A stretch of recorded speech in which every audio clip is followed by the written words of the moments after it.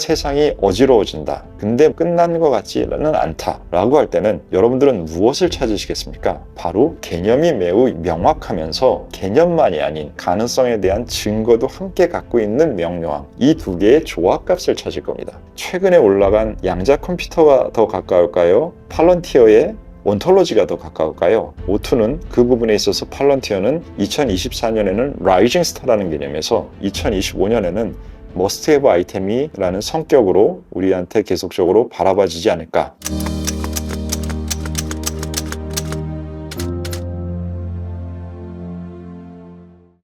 안녕하십니까. 오종태의 투자병법 오종태입니다. 시장은 어려워도 우리는 기업들에 대한 공부를 어려울 때 더 해놔야 그래야 다시 시장의 환경이 조금 괜찮아졌을 때 더 적절한 포지셔닝을 우리가 기존에 알고 있던 기업들도 더 깊게 알아놓고 새로운 기업들도 또 추가해놓고 이런 것들이 항상 준비라는 것이 필요한데 요즘 시장 환경은 좀 어렵죠. 그래도 그런 순간에 우리가 중요하게 생각하는 기업들에 대해서 조금 더 많이 알아두면 그 부분이 우리의 투자의 힘이 됩니다. 그런 측면에서 오늘 우리가 최근에 몇몇 종목들에 대해서 다루고 있는데 그 중에서 팔런티어에 대해서 조금 더 알아보는 시간을 갖도록 하겠습니다. 올해 가장 미친 주식이라고 팔란티어를 사람들이 미치기까지 했군요, 이제는. 네. 팔란티어 2025년 투자 전략과 네. 전망까지 오늘 좀 알아봤으면 해요. 네. 먼저 지난 올해 24년도에 현재까지의 팔란티어의 흐름이나 네. 현황은 어떤지 한번 소개해 주시면 감사하겠습니다. 팔란티어의 상승률은 사실 다른 주식하고 비교해야 되는 게 아니라 코인하고 비교해야 될 정도로 주식시장에서는 견줄 만한 대상이 없는 상태이고 굳이 견주려고 하면은 테슬라 정도 견줘야 되지 않을까요? 비슷하게 가려면 그런 정도의 아주 뛰어난 성과를 보여주고 있었던 상황이기 때문에 내년에도 그 흐름이 지금 제가 생각하기에는 그렇게 이견이 있을 만한 그러한 다른 부분들은 많은 애널리스트들 분들이 얘기할 수 있는 밸류에이션이라는 측면 말고 그 기업이 가고 있는 모습, 그 기업의 환경 주변의 영향들의 상황, 그리고 트럼프 정부가 출범하는 부분이 많은 기업들한테 영향을 줄 텐데 그 부분에서의 선호도에 위에 해당되느냐 아니냐에 있어서 분명히 해당되는 기업이고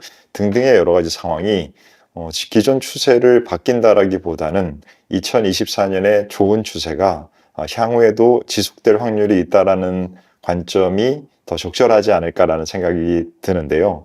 오늘 최근에 기사 보시면은 두 가지가 일단 눈에 띄어요. 하나는 미국 국방부하고 기존의 계약을 연장하는 계약을 했는데 한 6억 달러 초반 정도의 규모의 계약인데 이 부분이 지속적으로 하던 활동이 잘 되고 있구나라는 것을 확인해주는 비즈니스에 문제가 없다라는 부분을 숫자적으로 확인해주는 부분이 하나 눈에 띄고 두 번째는 최근에 UBS에서 팔런티어라는 종목을 분석하고 있지 않다가 최근에 분석을 시작했습니다. 이거를 이제 커버리지를 안 하다가 커버리지를 한다라고 표현을 하는데 담당하시는 애널리스트 분이 제가 지금 설명드리고 있는 내용과 크게 다르지 않게 좋은 쪽의 전망에 대해서 설명을 하셨지만 애널리스트 분들은 이 숫자와 계산도 매우 중요한 그러한 직업이시잖아요. 당연히 그 부분도 저희도 봐야 되고요. 매출 대비 49배 정도의 주가가 거래되고 있는 것과 프리 캐시 플로우의 125배 정도에 거래되는 이 수준이 너무나 높아서 분석을 개시하지만 중립으로 커버리지를 시작한다라는 UBS의 보고서가 제 눈에 띄었습니다. 그래서 이런 부분들은 이렇게 성장성이나 여러 가지 그 분석 대상이 안 될 정도로 매우 반짝반짝한 기업이긴 하죠. 그래서 그 부분에 대한 부담감이 있기는 하지만 지금 전체 늘 말씀드릴 때 시가총액의 규모라는 부분을 항상 말씀드린다. 지금 팔런티어는 아주 시가총액이 올해 굉장히 많이 증가했지만 우리가 마이크로소프트나 엔비디아나 이런 정도 그리고 테슬라보다도 작고요. 그래서 그런 정도의 아직은 시가총액 규모가 조금 그렇게 크지는 않다라는 부분에서도 조금 더 시장의 그런 선호도가 현재에 가지고 있는 정도의 힘이 유지된다라고 하면 저는 이거는 아직은 그렇게 밸류에이션을 늘 봐야 되긴 하겠지만 중요도를 많이 높여서 봐야 되는 구간까지는 아직은 조금 덜 도달하지 않았는가라는 생각으로 보고 있습니다. 지난 9월에 S&P 500에 이제 팔란티어가 포함이 되었고 네. 최근에는 이제 나스닥 100 지수까지 네. 포함되면서 네. 성장 그러고 입지를 이렇게 다루고 있는데요. 네. 어떻게 보면 테슬라가 올해 어떤 뛰어난 기업이다라는 게 하반기 들어서는 좀 증명이 됐고 내년으로 넘어가면서부터는 제2의 테슬라가 팔란티어가 아닐까라는 얘기까지 좀 나오고 있어요. 네. 어떻게 보고 계실까요?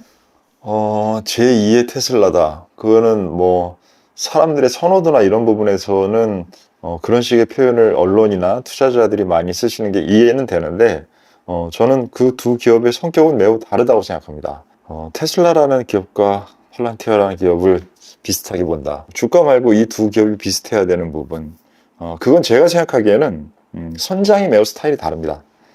이 알렉스 카프라는 선장과 앨런 머스크라는 두 사람의 선장을 저는 봐야 될 것 같은데, 왜냐하면 지금 점점 기존의 제조업이 아닌 소프트웨어 기업이나 기술 기업 같은 경우에는 기술을 주도하고 아는 그 경영진 CEO들의 영향력이 매우 중요한데, 그 두 사람의 제가 생각하기에는 캐릭터가 매우 달라요.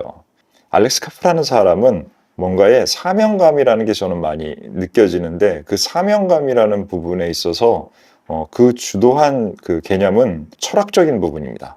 그래서 저는 이 사람을 기술자라는 부분보다는 철학자라는 그러한 성향이 더 강한 사람을 보고, 앨런 머스크라는 사람은 철학자이기보다는 과학자입니다. 기술자입니다. 그래서 그 두 사람이 갖고 있는 그 성향 자체가 매우 다르고 비즈니스를 구성하는 부분들도 다르고 하기 때문에 저는 두 회사를 투자 시장에서 비슷하게 보는 거지 제 관점에서는 비슷하게 안 보이는데요.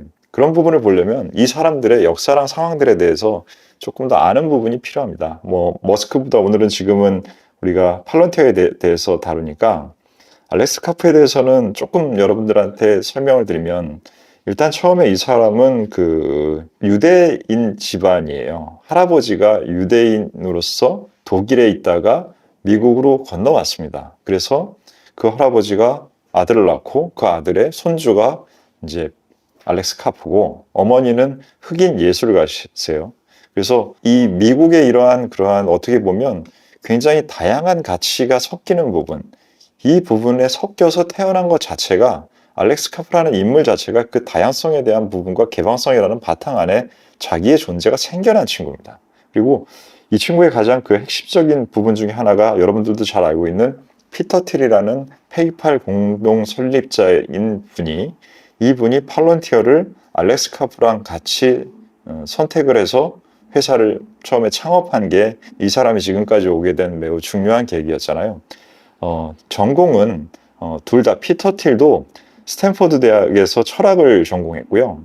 알렉스 카프는 하버드를 처음에 들어갔었고, 그 다음에 스탠포드 대학에서 철학과 법학을 전공했습니다. 그래서 로스쿨을 다녔었어요. 근데 재밌는 거 하나는, 알렉스 카프가 되게 여러분들 혹시 인터뷰 직접, 제가 중요한 사람들은 직접 보라고 말씀드렸죠.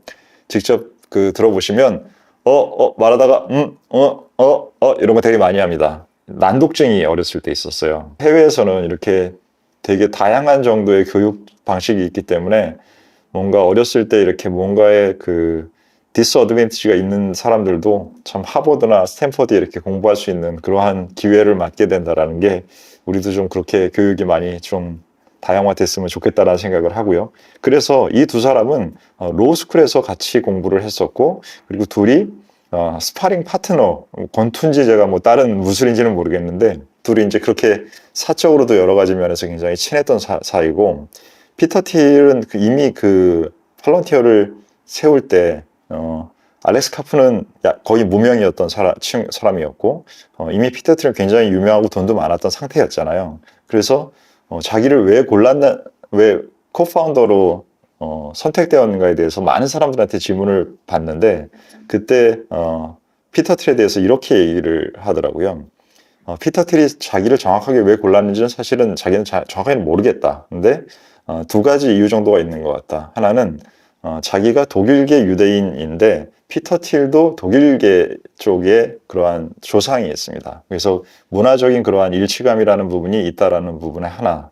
그리고 두 번째는 피터 틸은 사람을 고를 때 예술적 기질을 활용하는 것 같다라는 얘기를 해요. 그래서 사람을 보는 눈에 대해서 사람을 고르는 눈이 굉장히 일반적인 기준이 아닌 독특한 기준을 피터 틸이라는 사람이 갖고 있고 그 눈에 자기가 선택된 것 같다라는 얘기를 하는데 결국은 우리가 기술 기업을 다루고 뭐든 하지만 그 기술을 다루는 것 또한 사람이잖아요. 그래서 그 사람들이 만들어지는 그 방식에 있어서 매우 독특한 부분의 방식을 이 팔런티어라는 회사는 피터 틸과 알렉스 카프 둘 다 특이한 친구고 이 두 특이한 친구들이 만든 방식. 그래서 지금 팔런티어는 매우 과거보다 매출이나 여러 가지 부분에서 국방에서도 많은 부분의 매출이 발생하고 있고 지금 현재 민간으로도 확장되면서 민간의 비중이 올라가는 그러한 안정된 단계에 들고 있지만 이 회사는 인원을 많이 늘릴 생각이 없습니다. 인터뷰를 보면 이렇게 얘기를 해요. 우리 회사는 팔런티어는 10,000명의 직원을 고용하는 그런 회사가 될 생각이 없다. 우리 회사는 100명 정도면 이 시스템을, 그 시스템 안에는 AI가 당연히 들어가겠죠. 이 시스템을 전체 컨트롤할 수 있는 100명 정도의 회사면 그 정도면 이 수단을 가지고 많은 영역을 다룰 수 있는 회사로 100명 정도면 된다. 이렇게 얘기를 합니다. 그래서 그러한 그 회사를 끌고 가는 방식, 이러한 부분이 뭔가 규모를 계속 확장하는 방식이 아닌 정말로 자기랑 코드가 맞고 뛰어난 사람들, 이러한 부분들만 자기가 공동체처럼 만들 수 있는 독특한 구조의 그 인사관을 갖고 있더라고요. 이 알렉스 카프에 대해서는 여러분들이 팔런티어를 볼 때 뭐 온톨로지나 AI나 이러한 것들에 대한 기술적인 부분에 대한 이해들도 하셔야겠지만 알렉스 카프가 철학을 했다라는 부분, 그리고 같이 처음에 피터 틸이라는 중요한 그 고리도 철학을 했던 사람이라는 부분, 이 부분을 절반 정도는 안 된다 하더라도 30-40%의 중요도로 이해해야 이 회사를 정확하게 이해할 수 있고요. 그래서 알렉스 카프가 중요하게 생각하는 그러한 철학 학파는 프랑크푸르트 학파입니다. 프랑크푸르트 학파라 그러면은 굉장히 좀 낯서시죠? 여러분들이 가장 익숙할 만한 사람의 이름을 대면 에리히 프롬이라 그러면 들어보신 분들이 꽤 계실 거예요. 스테디셀러라는 쪽에 가면 에리히 프롬의 사랑의 기술이라는 책이 어느 서점에 가나 좀 많이 위쪽에 있어서 그 책으로 아마 이름들은 좀 익숙하실 거예요. 근데 그 책은 좀 일반적인 삶과 사랑에 대해서 쓴 책이고 철학적인 측면에서의 책 중에서 중요한 것은 자유로부터의 도피와 소유냐 존재냐라는 이 두 책이 이제 중요한 책인데요. 이 프랑크푸르트 학파의 기본적인 그 세상을 보는 방식은 이 마르크스주의랑 프로이트 심리학 두 가지를 섞어서 세상을 보는 방식으로 세상을 이해하는 그러한 학파입니다. 그래서 이 부분에 대한 그 철학적인 접근이나 사회적인 문제에 대한 접근, 이런 부분들이 이 알렉스 카프라는 사람과 그 사람이 어떤 식으로 사람을 고르느냐, 왜냐하면 굉장히 소수의 사람들만 가지고 회사를 끌어나가는 사람들이기 때문에 한 명 한 명이 회사에 미치는 중요도가 10,000명인 회사보다는 훨씬 더 크겠죠. 그래서 그 사람들의 그러한 사고 체계와 생각의 구조를 이해하는 것이 이 회사를 이해하는 데는 매우 중요합니다. 그래서 일정 부분에 팔런티어의 스타일은 알렉스 카프가 직접 얘기하기에는 컬트적인 그러한 문화를 가지고 있다. 자기들 안에는 되게 똘똘 뭉치고 좋은데 남들은 자기네들을 이상하다, 사이코 이렇게 본다 라고 얘기를 해요. 오투가 늘 얘기 드리는데 사람들한테 그렇게 보이는 건 매우 좋은 일입니다. 뭔가 다른 게 있다라는 얘기고 자기네들이 범접하지 못하는 경쟁력을 갖고 있을 때 사람들은 그런 표현을 많이 씁니다. 그래서 그런 얘기를 듣는 거는 매우 좋다고 생각하는데, 그래서 일화 중에 하나가 자기가 밑에 있는 직원이 이 기술자 한 명이 어느 날 자기 방에 들어왔대요. 그래서 지금 내가 같이 뽑아가지고 면접을 본 애가 내가 여태까지 살면서 만나본 애 중에서 가장 똑똑한 애 같아. 근데 쟤를 데리고 일하려면 내가 나보다 똑똑한 애를 데리고 일을 해야 되는 상황이 되는데 너는 나를 데리고 어떻게 그 상황에서 일을 하니 그 방법을 나한테 좀 가르쳐 줄래? 라고 묻는다는 거예요. 그러면 자기 직원이 와서 자기한테 내가 당신이 나보다 멍청한데 날 뽑아서 일했으니까 그 노하우를 나한테 가르쳐주면 나도 그렇게 똑같이 하게라는 얘기를 하고 있는 거잖아요.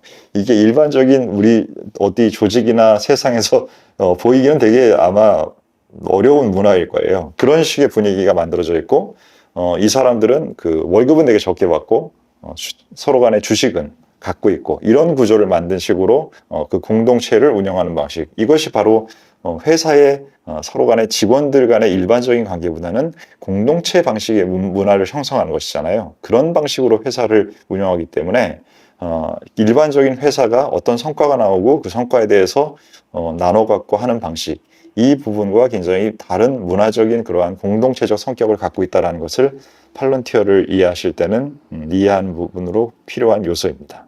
테슬라만큼 팔란티어를 바라보고 있는 입장이 네. 머스크와 트럼프의 관계처럼 음. 팔란티어의 알래스카프와 네. 트럼프와의 관계 또한 네. 공화당이 이제 집권을 하게 되면 네. 국방과 안보에 막대한 지출이 있을 것이고 이를 통해 팔란티어도 테슬라만큼 또 성장을 할 것이다 라고 보고 있는데요. 네.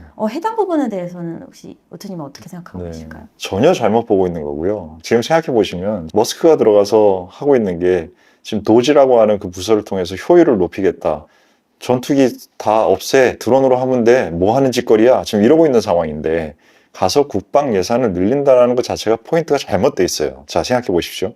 지금 현재 그들이 가고 있는 상황은 일단 지금 미국 하나만 여러분들이 많이 보시는데 글로벌 전체를 생각해 보세요. 지금 프랑스와 독일에서도 유럽에서도 기존 정권들이 매우 흔들리고 있습니다.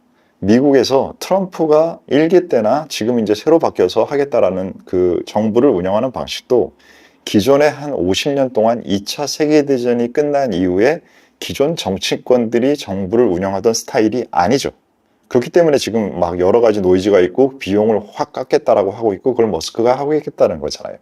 우리나라도 기존에 지금 현재 정치권이 한국전쟁 끝나고 이후에 올라온 상황에서의 지금 문제가 있으니까 이렇게 여러 가지 국내 정세에 이상한 일들이 많이 나타난 것도 기존의 그 30년, 50년 된 정치의 방식이 안 먹힌다라는 것들이 우리나라를 포함한 전 세계 여러 군데에서 동시에 나타나고 있는 현상입니다. 그것의 공통점이라는 걸 보셔야 돼요. 뭐냐? 기존 방식이 안 먹힌다라는 것. 제가 주장드리는 게 뭡니까?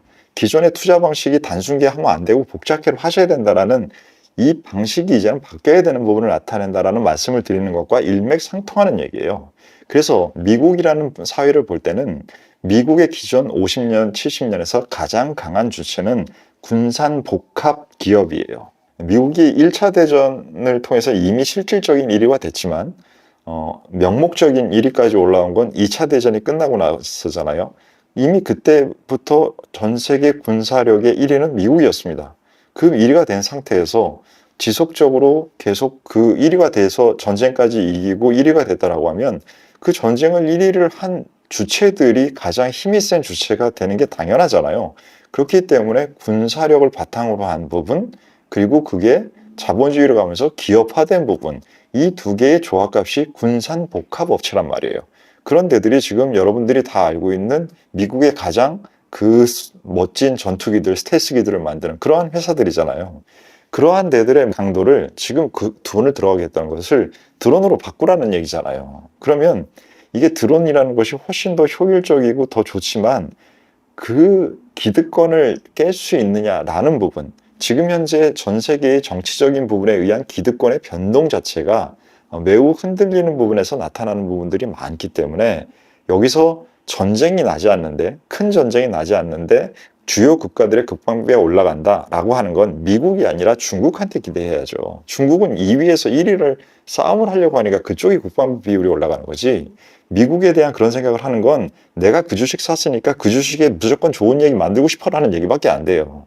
그런 식의 사고 체계를 갖고 있으면 투자해서 돈 못 법니다. 객관적인 부분과 방향성인 부분에 대한 논리랑 이 두 개가 서로 간에 어울리는지를 생각한 다음에 뭔가를 해야 되는데, 주식만 갖고 있으면 그냥 자기 주식이 좋은 얘기 마구 만들어내는 소설들을 마구 씁니다. 그런 거에 속지 않으려면 공부를 많이 해야 돼요, 여러분. 그래서 그 부분 때문에 이 알렉스 카프라는 사람이 하고 있는 것은 기존의 방식의 효율화를 더 만들어줄 수 있는 AI를 통해서 기술적으로, 기능적으로는 더 뛰어난 성능을 내지만 그 성능을 내는데 비용은 전보다 덜 들게 하는 방식이기 때문에 커지는 겁니다. 전체 예산 규모의 확대 때문에라는 기대를 하지 마시고 효율화와 유용성이라는 부분. 그래서 알렉스 카프는 이렇게 얘기해요. 세상의 모든 것들은 뭔가의 비용과 투자로 투하되는 부분이 있으면 거기서 이익이 발생해야 되는 것을 확인할 수가 있어야 되는데, 기존의 국방부나 이런 데서 하는 방식은 돈은 마구 들어가는데 그것에 대한 유용성과 효용성을 나타낼 수 있는 것은 확인 불가능하거나 안 되고 있다. 라는 부분을 유용성 지표로 양쪽을 봐서 그 부분이 나타나게 하는 것이 우리가 하는 일이다라고 얘기를 한단 말이에요. 증명을 하면서 한다라는 거죠.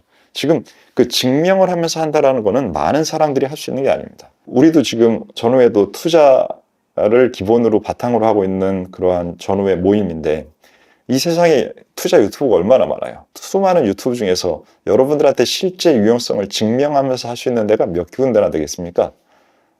우리는 어떻게 하고 있을까요? 그거는 뭐 알아서 잘 확인하시면 되고요. 그래서 실제로 증명하면서 그 유용성을 낼 수 있는 사람들은 매우 소수고 그 소수의 사람들이 그 부분에 일을 하기 때문에 그것이 트럼프 정부에서 팔런티어라는 기업, 알렉스 카프라는 인물이 중요한 부분이죠. 팔란티어라는 기업이 사실은 다른 회사에 비해서 네. 좀 미스터리하게 보이는 부분들도 있고 네. 어떻게 보면 기업의 신뢰성이랄까? 네. 투명성이라는 게 다른 기업, 일반적인 기업에 비해서는 네. 조금 애매모호하게 비춰질 수도 있는데요. 그럼에도 불구하고 밸류에이션 평가라던가 네네. 뭐 엔비디아보다도 이렇게 높은 밸류에이션을 가진 기업이라던가 네. 이런 얘기들이 좀 나오고 있는 것 같은데 네. 오트님의 생각은 좀 어떠실까요? 그 동일 비교하기가 어려운 것 같아요. 말씀드렸다시피 이 회사는 굉장히 커져도 인원이 100명으로 하겠다는 회사면 인당 생산성이 다른 회사의 구조와 얼마나 차이가 나겠어요. 그것을 동일하게 비교하기 어렵고 그 부분을 다 지금 AI 쪽으로 하고 있기 때문에 말이 안 되는 얘기를 하고 있지도 않고 그 영역의 범위를 정부와 관련된 부분에서 민간으로 넘어가는 부분도 있고 그리고 실질적으로 지금 현재 우리가 이제 겨우 AI가 진짜 우리 삶에 가까이서 쓸 수 있는 거구나라는 것을 매일매일 확인되고 있는 구간에 우리가 있습니다. 그 부분에 동의하는 사람들이 많이 늘어나면 그쪽에 예산이 됐든 민간에서는 투자가 됐든 이 부분이 더 증가돼서 사용되는 거에 정당성이 생기는 구간이라서 지금 그 부분이 되면 우리가 많이 기술 기업의 매출 곡선과 수익 곡선이 이렇게 직선으로 올라가는 게 아니라 이렇게 계속 가다가 일정 임계점에 도달하면 굉장히 스티프하게 휘어 올라가는 곡선이 나타나는 걸 알고 있잖아요. 그 부분을 몇 번을 할 수 있는 그러한 단계, 매우 스티프해주는 단계에 팔런티어는 지금 들어가는 초입구에 있기 때문에 이 구간에서는 밸류에이션으로 평가할 수가 없습니다. 이 부분에서는 액세서블 마켓, 이러한 시장 규모, 이런 부분들을 가지고 그 다음에 이 회사가 2위 업체야, 1위 업체야, 3위 업체야 라는 부분에 두 가지 값을 조합을 해야 되는데 지금 팔런티어는 그 분야에서 1위 업체고 그 임계점에 도달한 부분이 여러 가지 정황에서 나타나고 있어요. 그럼 이 두 개가 나타났을 때는 밸류에이션의 중요도를 오토가 늘 말씀드리지만 안 쓰면 안 됩니다. 하지만 줄여서 써야 되는 그러한 상황에 지금 있는 것으로 제 눈에는 보이네요.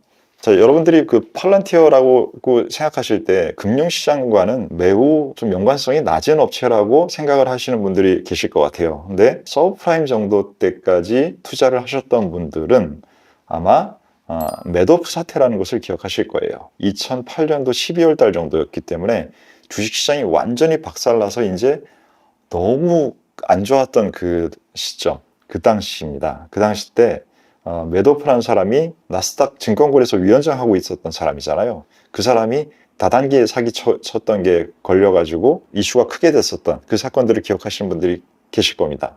자, 그 사건 때 이 부분에 관련된 문서가 굉장히 많았어요. 그것을 조사해야 되는 그 조사 자료가 한 2천만 권의 책이 되는 정도의 수준의 데이터를 조사해야 되는 상황이었습니다.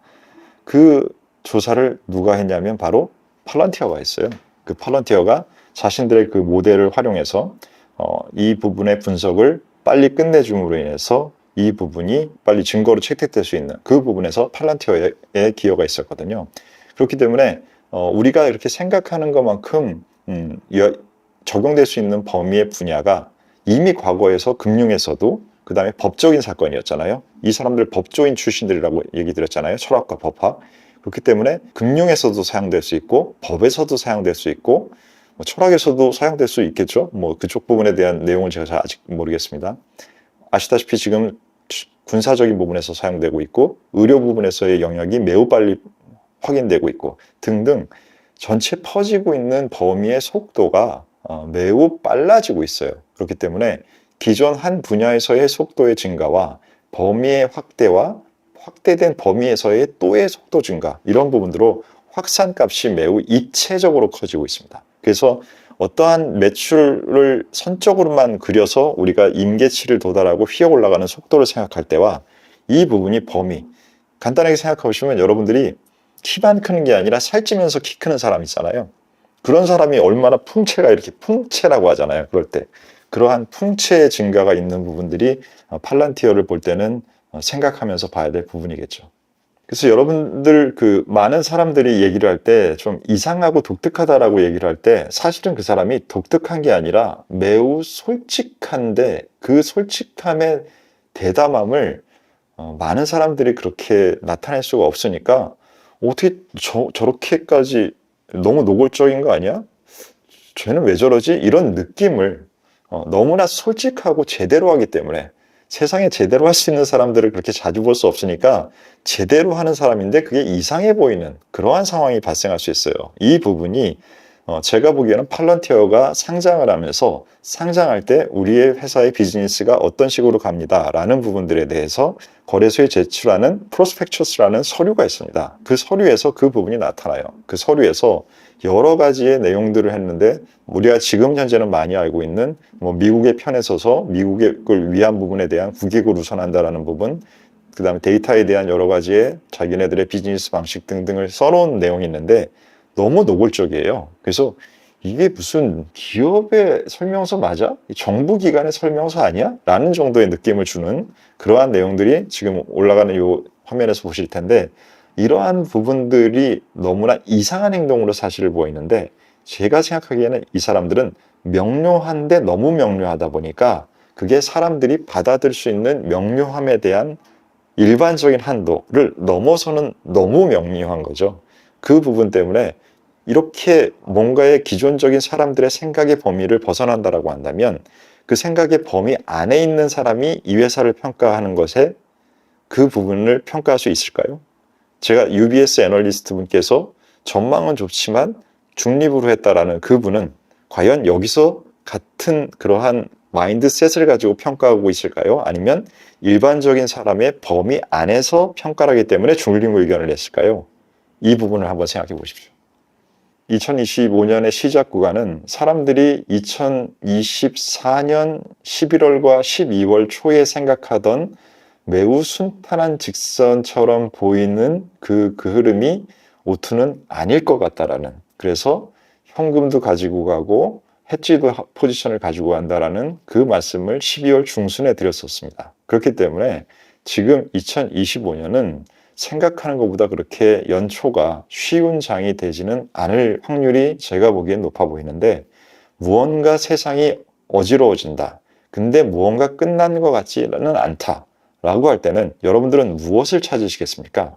바로 개념이 매우 명확하면서 그것이 개념만이 아닌 뭔가의 가능성에 대한 증거도 함께 갖고 있는 명료함, 이 두 개의 조합값을 찾을 겁니다. 그러면 이 두 개의 조합을 갖고 있는 데는 최근에 올라간 양자 컴퓨터가 더 가까울까요? 아니면 테슬라의 FSD와 팔런티어의 온톨로지가 더 가까울까요? 라는 부분에 대한 여러분들의 명확한 판단이 있어야 되고 오투는 그 부분에 있어서 팔런티어는 설명드린 내용에 따라서 방향성에 대한 제시와 그것에 대한 숫자적인 비즈니스적인 증거를 동시에 갖고 있는, 물론 밸류에이션은 비쌉니다. 한 부분을 갖고 있는 회사이기 때문에 지금 같은 상황에서 어떻게 보면 일정 부분의 머스트 헤브 아이템이라는 부분으로 2024년에는 라이징 스타라는 개념에서 2025년에는 머스트 헤브 아이템이라는 성격으로 우리한테 계속적으로 바라봐지지 않을까라는 생각을 가지고 있습니다. 오늘의 전술회의는 여기서 마치도록 하겠습니다. 감사합니다.